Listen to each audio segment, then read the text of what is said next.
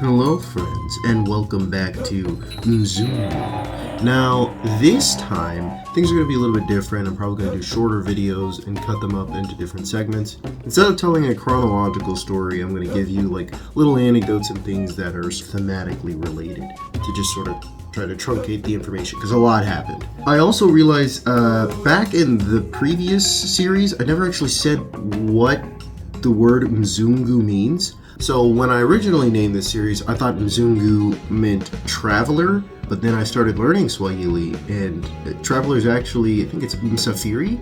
MZUNGU is like sort of a slang colloquial word for traveler, but it specifically means like foreigner, typically when referring to white people, and I'm not that, so I probably should name this series something else. But I mean, it has a cool ring to it, so we'll keep it for now. Maybe we'll change it in the future. Safiri. I don't know. Does that hit? Does Safiri hit as hard as MZUNGU does? Let me know in the comments. We do not care. Either way, in this time around in 2024, we had a lot of old faces, a lot of new faces. It was good to link up with people that I saw the first time.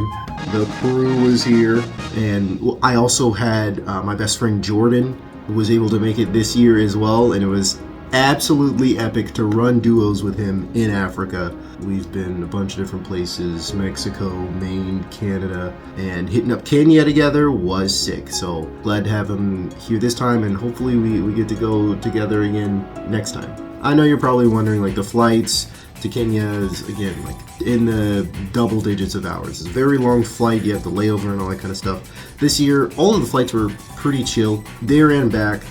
No real problems or anything. Didn't have to wear like a mask that clipped my ear for the entire flight like I did the last time. Oh, so painful. Probably watch some banger movies. The only weird part was this time we were in Germany, where we were making a transfer from like one series of gates to another one on the other side of the airport, so we had to take like a tram or something like that there. Something had happened and there was like a breakdown in communication, so like there were at least like 100 or 200 people packed in like this transport terminal area. We were just waiting for the tram, and it was crammed with people, and we were waiting there for like 30 minutes. And it felt like this it felt like the start to like some sort of like death challenge, like Hunger Games or Squid Games, because we were all just like standing there and the airport staff is just like smiling at like the doors, and like nobody would tell us what was happening. It was like the trams would cycle through like once every 20 minutes, so like 200 people were vying for one tram because everybody had to. It was a very tense situation. You know, we made it out there okay, and in terms of travel, that was the only sort of weird, crazy part was that, but everything else was fine.